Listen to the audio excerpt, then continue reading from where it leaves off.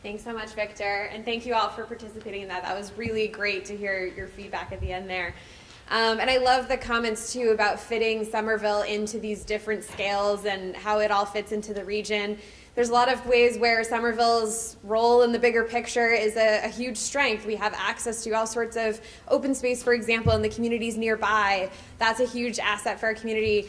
Sometimes it can feel a little bit like a limitation. And right now we're going to have George Proakis, the Executive Director of the Office of Strategic Planning and Community Development, talk through a little bit about the parameters that we're working within, the limits that we have on the work that we are doing.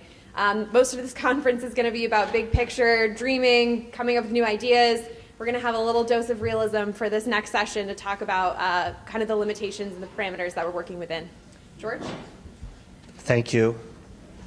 And thank you all for coming today, and welcome. So I am here to create a dose of reality, I guess. I want everyone to be creative. I want us to try to solve all of Somerville's problems, challenge us for where we're going in the next 20 plus years, and address all of the answers to all of the things that we possibly can address. At the same time, I want to be realistic. We do not have an unending pile of money. We haven't figured out how to grow money trees at City Hall. I understand they're non-native species, but if we could figure out how to do them, I think we'd make an exception for that. I really, really want to make it possible for us to do anything we can within the power of our ability as a city. And I want us to be realistic that while the goal is dreaming, the reality of what we do in the world of planning a lot of the time is trade-offs. It's, well, we could get more benefit from this building, but it would have to be taller. Or we could get more open space, but we would have to address our commercial development needs somewhere else. Or we could get more affordable housing, but we might have to build more market rate housing in order to be able to pay for doing that. There are a lot of circumstances like that, and those examples aren't meant to be the only ones or specific ones, but there are often ways to balance out those different issues. So I want to talk a little bit about the world of parameters. And for those I haven't met, Lauren, thanks for the introduction. I'm George Proakis. Since November, I've been running the Office of Strategic Planning and Community Development. I spent the 9 years before that running the planning division that dealt with planning and zoning and long-range planning. I was here through most of the first SomerVision process. How many people here were on the SomerVision steering committee 7 years ago? So there are a few folks who've been along for the ride from the beginning. The chance to really kind of get this whole process back together again, check in on how we're doing and move forward and add 10 years to the future outlook of SomerVision is really valuable for us. How much time do I have? Until 11, so half an hour. Okay, got it. All right, so parameters. So to some extent, I'm going to place a lot of the challenges of parameters on the staff. The community's responsibility is to articulate what we believe as a community, identify the priorities, and brainstorm big, bold ideas. The city staff's responsibility is to maximize the benefits to the community, apply our professional expertise to implement the best practices, and ensure we're operating within a fiscal and legally responsible way, which means part of the challenge is we have to take a big, bold idea and make sure it's something we actually can pay for, can do legally, can do within rules that work, and apply it in a way that makes it successful. Again, that means I don't want you to shy away from big, bold ideas, but sometimes the challenge is in figuring out how to implement every one of those ideas under the circumstances. So we have three significant limiting factors in Somerville. I'm going to go from right to left for a moment. We have land. We are a city of 4.2 square miles. That's not a lot of space. We're the densest city in New England, so a lot of it's built out. It's a lot easier sometimes to look at some areas of the city than others and say you can make substantial change there. I have a warehouse on an acre of land in Interbelt. It's a lot easier to figure out how to change an acre of land in that circumstance than if you take an acre of land that's filled with two-family houses. It's just the reality of the way things work. We could look at money. We are doing better than we were when we were doing this a decade or so ago. We are not in the midst of one of the greatest financial crises of our lifetime, quite the way we were in 2008. But at the same time, we're constantly concerned that some of the elements of how our finances at a state and national level are working are always a concern. Year to year, we're able to do new things as a city now, but we don't immediately have the capacity to do everything. And in many ways, because of the nature of the way tax policy works in Massachusetts, new growth and development, and more so commercial than residential, but in all cases, growth and development are the things that lead us to the capacity to have more resources to pay for things like schools and parks and the management of city government and snow plowing and all of those other things, because we are capped in how much we can tax our existing tax base. And I mean, beyond even that, placing more and more burdens on residential homeowners isn't exactly a way to build a system that allows us to be able to finance our city for the long run. So growth is helpful. Commercial growth, probably at 4 times the rate to residential growth, is helpful for net new money into the city. And we are not sitting on hundreds of millions of dollars of free cash. And although we can look out the window sometimes and admire Kendall Square, all its local property taxes are landing in Cambridge's coffers and not ours. So those are the type of things we have to keep in mind and figure out how to strategize around. And the last one is the law. We do our best to find ways to do the things that are important to us and make sure that they're done in ways that are legal. We have a number of attorneys working for the city who I spend a lot of quality time talking to, trying to make sure that when we want to provide 20% inclusionary housing or want to strengthen our regulations on condominium conversion, that we're doing it in a way that reduces the legal risks to the city and makes it possible to still accomplish a lot of those big, bold ideas. So, okay. Look at a couple of things, like, for example, the zoning overhaul. We've been working on the zoning overhaul. For those who don't know, we are trying to rewrite the entire city zoning ordinance. I feel like we're close to the finish line. There are some amendments and some ongoing conversations about some things that we can work on related to it. We can control things using zoning within certain limits. But zoning is still subject to the rules of the State Zoning Act, which tell us some things we can and cannot do in zoning. One of the reasons why our rules on condominium conversion are in a separate place is because that's a better place to put them than in zoning. So we have to work through what the right tool is for the right thing in certain circumstances. Development process.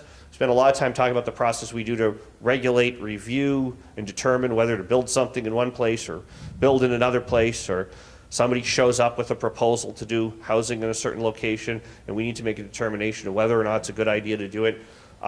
There are a bunch of rules at the state level about what we can and cannot do in development process. Sometimes they are extremely frustrating, but they're things that we try our best to work within. And I think relative to most communities, we try to get that information out to the community and share where we are in these processes, what's going on, and where to go from there. And then there's what I like to call the myth of home rule. I'll get a little technical for a moment. In state governments, theoretically, there's 2 types of state governments. There's state governments that generate all of their power at the state level, and you have to ask permission to do anything at the local level. And then there are home rule states, and in home rule states, local governments have their own power to do what they can unless the state has specifically said you're not allowed to do it. And Massachusetts is theoretically a home rule state. We have a home rule amendment to our state constitution. We have a number of rules that say that we at the local level should not have to go ask the legislature permission to do stuff. And yet, there's a long list of things that we have to ask the legislature permission to do. A linkage fee for the Green Line payments. The conversations we were having a couple nights ago last night about allowing 17-year-olds to vote in local elections. The discussion about whether or not we want to change the terms of the zoning board members. All need to go to the state for a home rule petition. So there are a number of things that sometimes we have to go ask the legislature permission to do. And it's not just our local delegation who may be majorly supportive of it, but we have to make sure that a legislative person in North Adams and Haverhill will be willing to go along with the process of being able to let Somerville charge a little bit for people to help pay for our $50 million for the Green Line, or allow us to charge linkage fees for affordable housing. That's a home rule petition that we do have permission to do, though. But that's the kind of thing we sometimes find ourselves needing to do. So money, so I kind of hit on these ahead of time, but as I mentioned before, and dig a little bit deeper into this, our budget is primarily funded through property taxes, 69% property taxes. So as we focus more and more on growth, we will focus more and more on the benefit to generating new property taxes from the places that we can grow in the circumstances that we can grow. But we cannot, I don't want to be in a position where every planning decision is being made for fiscal purposes. But at the same time, I want us to understand that this is the reality we live in to achieve a lot of the other goals we want to achieve. Here's some other interesting money concepts. We need to balance the cost of upgrading and maintaining aging infrastructure with the needed infrastructure in areas to transform. So one of our challenges, for example, is if we want to upgrade Inner Belt or Boynton Yards, areas that have been identified as transform on the map, those areas need pretty substantial new infrastructure in order to accomplish where they want to go. Meanwhile, at the same time, we need to deal with the fact that the sewer lines running through most of our city, so 90% of our pipes are over 50 years old, 70% may be over 100 years old. We have a $50 million backlog in work for our water system. So that's water and sewer together.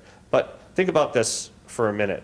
The sewer separation and the sewer improvement work we are doing in Union Square right now, a portion of that is being paid by water sewer fees, a portion of that is being paid by a tax increment coming from the new development in Union Square. Yes, it benefits the new development in Union Square because it provides the ability for them to be able to access a modern sewer system. At the same time, what flows through that pipe is supporting 80% of Somerville. A toilet flushed in Davis is running, that water's running through that pipe under Union Square. So needing to solve those problems starts in Union because that's downstream the way our system is set up, but it works its way all the way back upstream. And we've talked about stormwater strategies and reducing stormwater and a whole bunch of things we can do to try to reduce the demand on the system, and we'll continue to do that. But at the same time, there are certain portions of the system that just have reached the point in life where we have to dig them up, we have to fix them, we have to address these infrastructure costs, and they're pretty expensive. And we can put some of the cost, and particularly where we're doing new development in a new area, we can try to put as much of the cost as we can on the new development itself or on the new tax dollars generated out of the new development. But at the same time, we need to also be looking at the idea that there are areas where some of this upgrade needs to be done. It affects the entire city. To the extent new development can pay for it, it's helpful. But to the extent it can't, we've got to be able to deal with that. Here's the other money issue. The cost of building, particularly building housing, is higher than ever. When it comes to the challenge of providing subsidies for affordable housing, that's really, our dollars are getting tougher and tougher to stretch. And certainly the cost of owning and buying housing has been getting more expensive as well. It costs $410,000 to build a 1,500 square foot, 2-bedroom apartment in our region now. And that's one of the challenges to trying to meet our regional housing needs. Inland, I touched on this. Our city is already built out into neighborhoods that we really like. It's one of the reasons why the transform areas are where the transform areas are is because those were the areas, Boynton Yards and Inner Belt, and where you stand at Brick Bottom in the midst of the area that is owned by the utilities, and you look around and you say, okay, if something different happens here, maybe that's a possibility that works for us. Still need to do some work on what that might be. But our city's built out into neighborhoods that we really like. It's tough to dive into that neighborhood and make substantial change. So that's where the conserve, enhance, transform strategy of SomerVision formed from. Conserving areas we really like. We'd like to see a little development in the enhanced areas. Somerville Ave is a really interesting, and it's one of these things we can talk about how successful people may or may not think it's been, but Somerville Ave is a really interesting test case. If you look at the idea that very mid-sized, mid-sized, small to medium-sized infill development has occurred across Somerville Ave over the course of the last 6 or 7 years. And so, like, for instance, the buildings on the left over here, which I think are like 5 or 6 units, and then there was a historic house beyond it that was restored and moved. This is a housing type that not many communities are very good at building. People are starting to call it missing middle housing, the housing between 2 families and 500 unit apartment buildings. But the ability to build a 5, 6, 7, 10 unit building and kind of slowly infill a street in certain spots where industrial space or vacant lots have been that aren't really being used that much. It's a topic of conversation, but this is basically what the enhanced districts talked about. But our big areas for redevelopment are still our transform areas. I mean, Assembly obviously has transformed, although still half of the land area, more than half of the land area in Assembly has not transformed. But there are still significant opportunities for redevelopment there. And that's one of the reasons why it's been really interesting to try to focus our energy on how conserve, enhance, transform works. So this is a somewhat refined version of the map that was in SomerVision in the last draft about conserve, enhance, transform. It kind of goes down to the lot area. And it basically says, the idea was always that the land area that we could work in pretty easily, the assembly squares or the inner belts of the world are available to transform. They have access to the green line. They have major infrastructure challenges, but they have the ability to be something more than they are today. The areas in blue, the corridors, Broadway, Highland Ave, Somerville Ave, is that right? Yeah, Somerville Ave and Beacon Street. And then you can kind of see like sort of up Holland and more of Broadway, and then these little specks here and there that corridors and squares and smaller transit station areas, we can see some change, but the challenge is kind of where and how you place that change. Well, let me be realistic, having managed the staff that's managed the Planning and Zoning Board for 9 years. The toughest project to permit in Somerville is not here, and it's not in the middle of the neighborhood. In the middle of the neighborhood, typically you get someone doing a dormer, a deck, a small home addition. If they're thoughtful and they talk to their neighbors, they come in, they go to the Zoning Board of Appeals, they don't have a lot of trouble. You come in Assembly Square, you talk about building, the building that Puma's going into, you talk about building the Avalon Bay housing development, you talk about design, you work your way through a process, and there's a way to a conclusion. Biggest challenge in Somerville is building on these blue spots. It's in the transform districts, particularly, the enhanced districts, particularly like a project on Broadway in East Somerville, where you're one lot deep and you've got a residential neighbor directly behind you. And you say, okay, well, this lot can handle a 22-unit residential building with a first-floor restaurant. But right now, there might be a single-story building on that site. The person in the first house behind has been looking out their window over the top of that roof for a lot of years. And suddenly, they're going to build a 4-story wall along their edge. Everything in the planning world suggests for the well-being of that street that that's a good project. But for the impact on the neighbors around it and the day-to-day activity of it, it becomes a challenge to address. Those are the areas where we spend the most time trying to figure out what to do and how to do it. And so as you think about it, enhance is a key part of SomerVision, and it's a key part of the vitality of our squares and the activity of our community, and yet at the same time, it's one that has the most sensitive neighborhood discussions on what can happen and what we're doing and how those impacts are going to work. So all 3 of those districts have to come together as we address our land challenges. Our transform areas have their own limitations, though. Just because it's relatively straightforward to say we know that we can build a 20-story building there and people are going to be okay with it, we still have to address environmental contamination, infrastructure needs, and the last one, lack of neighborhood plans. The reality is when you look at our transformed districts, we have a neighborhood plan for Union Square and Boynton Yards. We don't have a neighborhood plan for Inner Belt or Brick Bottom, and the one we have for Assembly, it's a wonderful plan if you've ever seen it. If you pull the plan open and look at like page 3, you will see a beautiful picture of an IKEA on the waterfront, because that plan is from like 2003 or so, and it hasn't been updated since. So through some great support from our city council and discussions recently with our finance committee, we've had the opportunity to be able to get funding to start moving towards updating the Assembly Square neighborhood plan so that the rest of Assembly, we can kind of check in and make sure that we're building it in a way that's consistent with SomerVision where we want to go.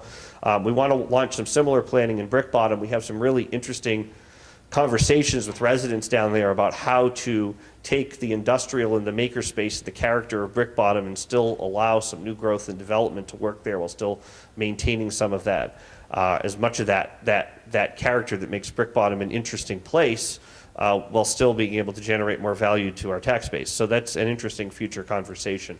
Those are the kind of things we need to keep on working on as it relates to neighborhood plans. And lastly, these limitations have been coming up specifically around the open space goal. So I want to talk about that. Did someone have a hand up in the back? Quiet. Andre, you had a question? Yeah, I was just wondering if we were going to have an opportunity to talk about how, when we look at our conservatives especially, we're oftentimes conserving built-in equities. Namely, West Somerville was always designed and built, including East Somerville. And if we're talking about looking at things through equity lens, how is it that we're about conserving systemic historic equities? So that's a good question. Let me take a moment on that before I dive into the open space question, and I will try my best to not end up behind schedule, because I think this is a really important question. Yeah. Yes, I will. And I have another hand up. Do you want to add to Andre's point, or? I want to make a quick comment on what you just said about community plans. Sure. I heard you say that, we want to look at preserving the makerspace versus generating a tax base. And I just want to say that I don't want to think about while you're generating a tax base, you're not talking about building a community. Oh, sure, absolutely. And I mean, around Brick Bottom in particular, I think what's interesting in that particular neighborhood district and that particular neighborhood plan opportunity is that there are communities of artists in the community that's at the artist loft, and then there's sort of a lot of kind of wasteland there of sorts in terms of like the utility zone buildings that they come and go with trucks at, but you don't see much activity every day. I really want to engage everybody in a conversation in that plan about how we take the community that exists at Brick Bottom and make more of it and make it better and make it greater, and at the same time make it possible for the investment of the T-station and everything there to make it more possible. There was a time when a lot of the conversation in Somerville about every transform area was the same. That you take Assembly Square and you kind of stamp it out everywhere. And the more we've engaged deeper and deeper in these areas, the more we've really learned the difference between the transform areas. And Brick Bottom, I think, is the most challenging and the most unique of the bunch. On one hand, the planners will say, oh, it's great, the road network grid is already there. Like you can just stamp out buildings and opportunity there. But on the other hand, what's also there is a really interesting mix of back of house operations and industrial operations. And what we're really challenged with sometimes in Somerville is, having places like Greentown Labs. We have these entities that are kind of bringing out maker and new ideas, and or small businesses that want to grow in Somerville and don't necessarily have a place to go that's reasonably affordable. And can we mix all of that into an interesting possibility for Brick Bottom? So that's a whole neighborhood plan conversation that I would love to have anyone in this room join as we move to launch that as soon as we possibly can. So that's important. And Andre's question is also important, because I guess I want to challenge all of you on this, because I've been struggling with this conversation and this message, because I've heard this a lot recently as we've dove into zoning, and I'll be as straight with it as I possibly can. There's been a lot of conversation related to the zoning overhaul that says a lot of the growth is on the eastern edge of the city, and there isn't a lot of growth on the western edge of the city. And why is that? And I'm like, well, if you look at SomerVision, the SomerVision map put all the growth in the transform areas on the eastern edge of the city. And we have gone in and we've done neighborhood planning. We're finishing up neighborhood planning in Davis Square, and Davis Square has talked about having more growth, but they certainly haven't talked about having the level of growth that we have in, say, Boynton Yards, and I think that's reflected in the map. And the conserve, obviously the conserve, there are differences in the character of the conserve from one part of the city to the other, but it is embedded in this two-family, three-family residential character that has been a part of Somerville for a long time. At the same time, as you try to address equity and you try to address challenges, even within our 4 square miles, there are substantial differences between East and West Somerville. And there are substantial differences between kind of the experience of life deep in the middle of a conserved district outside of Ball Square than there might be on the verge of an enhance or transform district in East Somerville. I don't have an immediate answer to how to address that problem except to acknowledge that we need to have more of a conversation about it. We need to figure out what our intent and what our concerns are related to it and what our solutions might be related to it.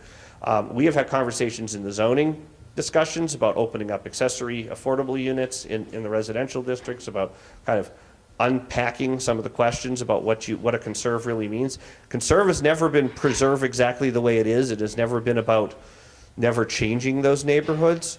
But it's tougher to get affordable housing into those neighborhoods. It's tougher to get an economic mix into some of those neighborhoods.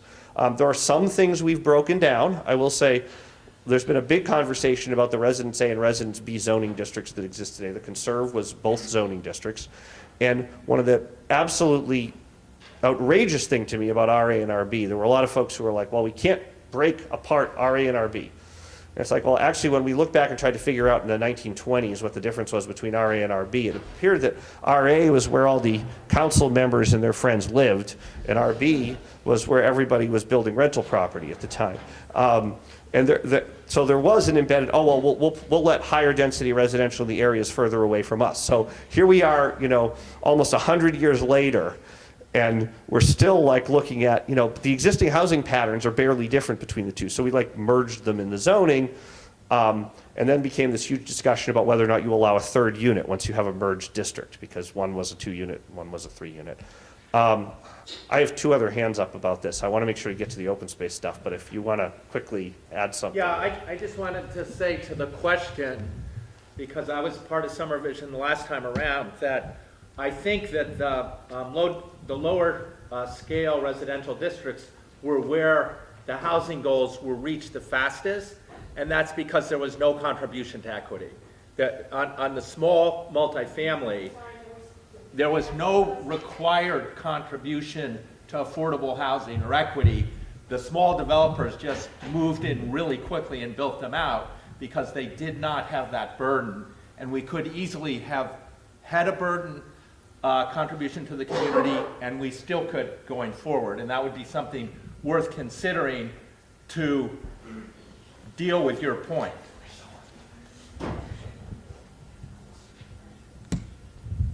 Yes, Counselor, yeah. Just to that point, I completely agree with Greg and also Andre, but as I've learned more about this, you can see that within the transform districts, when you do these major developments, that development can pay for a whole bunch of community benefits like open space. But then, so it seems like those neighborhoods will be really different from West Somerville, but they'll be really great in their own way. That said, will the people living there be the same? Will it even be a neighborhood that has more diversity, has more low-income people? So like, who's actually going to benefit from the community benefits that these new large-scale developments provide for us? So it seems like affordable housing has to be a key piece of the transformative districts. And furthermore, we have to figure out how or whether or not the people who live there now who are low income actually have a chance to occupy that affordable housing, like you think about Allen Street or Hawkins Street, Union Square. Like those neighborhoods are just on the brink of everybody being displaced. So will they have any benefit from the community benefits that come out of these large-scale developments? All right, so I want to discuss the other challenge that we've had as it relates to the constraints of trying to figure out the challenges of SomerVision. One of the challenging limitations that have come up is specifically around the open space goal. So we set an open space goal of 125 acres. For those who were in the room when we did this with the SomerVision committee the last time, the open space goal was the only goal that the community committee rejected the staff's original recommendation on. So when we came in, we said 6,000 housing units, 30,000 jobs, 50% transit trips, 85% in the redevelopment districts, and I think we said 50 acres of open space. The community 75. Community members came back and said, not high enough. So we went back and we studied and we reached the 125 number, and that's the one we've had the toughest time sticking with. We've completed 15 acres, we have 4.9 in progress, we have 105 to go. So we need to create an additional 105 acres to meet the 125 goal. That would fill about 50% of the transform areas. And we've had conversations with the council about this. 6.2 million per acre is estimated in today's dollars for acquisition, design, and construction of new open space if we did it ourselves. So if we do all the open space ourselves, we have to pay 105 acres at 6 million an acre. So that's basically, you know, quick calculation, you know, $500 million plus. Developers can provide open space through privately owned public space, but there are legal limits on what the city can require. And the other challenge is I have to actually have the development happen in order for the development to produce the open space. So if we said to everybody, okay, you got to produce you have to produce all this open space, in order to hit our open space goal on time, we have to actually build out all of the districts. So that creates some problems and challenges for us that we haven't been able to quite figure out. And I think one of the things as we dig deeper into the next 2 days, it's if we're targeted to the idea of 125 acres, how are we going to make sure we can get the financing done? And how are we going to make sure we can set a realistic time frame in order to actually accomplish it? Especially if we're putting the burden of it on the private development side, we need to make sure the private development actually ticks off at the same time frame that is able to provide us the open space to make it happen. And while we look at SomerVision goals for 2040, sometimes some of these may take longer than that to get done because of some of the either the financial or the development timeline issues surrounding doing it. So that's what I want us to think about as we think about 125 acres. Right now, sitting here today, we could do 125 acres by 2030 if we borrow $600 million, and $600 million would be simply 60 times the Green Line project. Or even if I made every developer do 75% open space, I need them all to start building today and build over the next 11 years in order to get there. And that's a real challenge. So I'm really interested in trying to see how we get to 125 acres, but I want to talk a lot about timeline and money as we figure out how to do that, particularly timeline.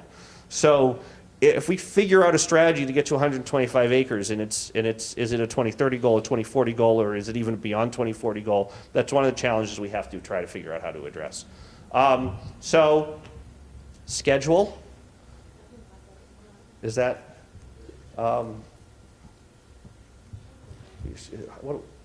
okay, sorry, you want to take, these are yours, right? All right, well, let me say something quick about this one, and then I will hand this back to you, right? So for those who are not familiar, just real quick, because I rattled them off a second ago real quickly, here are the SomerVision 2030 numbers. They're a starting point for 2040. And our goal will be to begin the process of developing 2040 numbers. We have 6,000 housing units, 125 acres of open space, 30,000 jobs, 50% of new trips by sustainable modes, and 85% of development in transformative areas. These were the numbers that we put out between 2009 and 2012 when we first developed the plan for a time frame from 2010 to 2030. So the idea was we're now 9 years into that time frame with 11 years to go, and these were the goals that we had set for that time frame.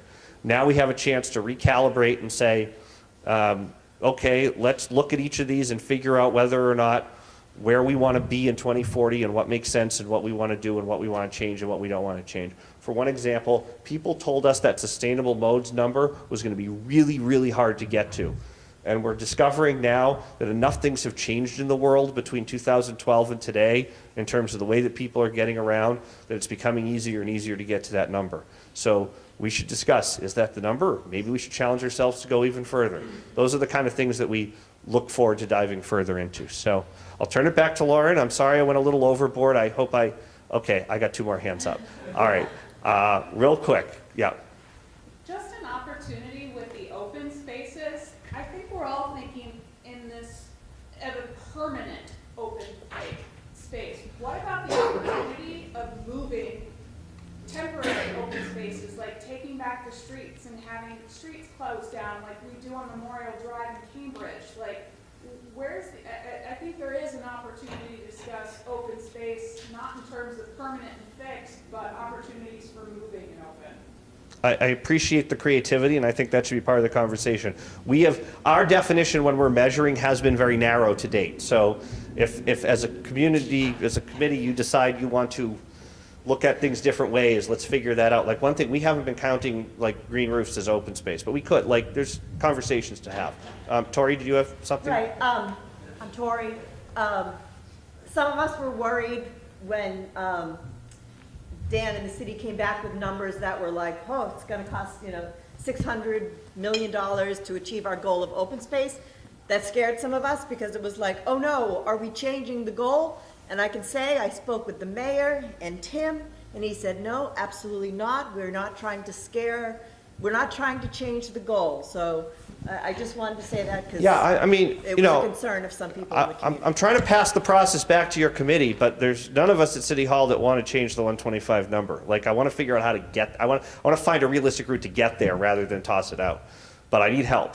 Okay, now there are like 7 hands up. All right, everyone, like 20 seconds each, okay? Go ahead. Just a quick question, since money is a big parameter. Do we have some statistics on the average rate of growth of municipal revenue over the last few years and the projection going forward? I'm not going to put anyone in the spot who's standing in the back corner of the room, but I'm sure he can provide the answer to that question, if not now, in the very near future. I'm doing a session next about municipal budgeting generally. What might be better is maybe we can talk, that's not something I have off the end, but something we can look at for tomorrow meeting. All right, yeah, we'll find it, yeah. And Judge, very quickly, one of the things that, as it relates to establishing goals as open space, more affordable housing, blah, blah, blah, I've often been advocating for a long time, but no one really paying attention, is establishing what a reasonable, and I'm not a developer, I'm not wearing a developer hat, but establishing what is a reasonable return on investment for development. People assume that there are, deep pockets. Every developer who comes into the city has this deep pocket, and it takes so much time going through the neighborhood process, and I see it all the time. We don't ask what is that reasonable return on investment. You have to realize that you have to capitalize, you have to go to the financial markets to build these things. What is reasonable? In the affordable housing realm at the state, we established that people had to come in with their applications and they had to do sources and uses and establish what it was. The state set a parameter for what that reasonable return on investment was. We never do that in the city or many other cities. We just rely on what is this magic number that the developer can do. How many units can we ask him as a case of affordability? How many units can we ask him to provide? Well, there is a cost there, so we need to be able to establish that. What is the reasonable return on any investment, be it commercial or otherwise? I mean, there's a whole host of very interesting questions to dig into related to that. There's certainly a game on our behalf to try to take back and value capture as much as we possibly can for affordable housing and open space, while still not bringing the cost of development down so much that people don't want to be there. And we have to figure out, what that is and how that is, often with limited information. But we should dive deeper into how we might be able to figure that out at our level. Maybe we can do one question with Kat and then break Before out. we get to that last question, I'm just gonna make a plug that these are all really great ideas. Remember that on the boards around the room, we have the different topic chapters for the working group. So please take the post-it at the bottom, jot your ideas down, and make sure that they get to the working groups, even if it's not something you're gonna be part of. All right. So to not run way behind schedule, I'm going to let Kat have the last question since she's had her hand up the longest, and then I'm going to tell you, everybody else, if you had a question and you want to convert that into a board statement or question, we will not lose it. Yeah. So Ellen, what's the question is just sort of just two quick comments. Back when on one of the first slides, we were talking about the trade-offs and the responsibility of the city staff. And sort of say this with like a background in like technical planning and using to work as I sort of consider myself a reform planner. But when you think about the trade-offs that you're making in urban planning, I think considering the harm to our marginalized communities needs to be considered first when you are doing this, and like should be a responsibility of city staff.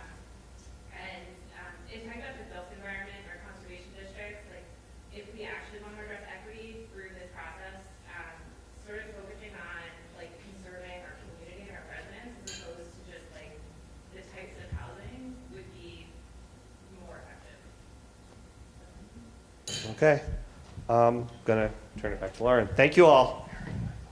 Thank you so much for those great comments. I really appreciate everyone's thoughts here. We're going to take a break. The next part of our agenda for the day is the breakout sessions. So we will be reconvening for the first round of breakout sessions at 11:15.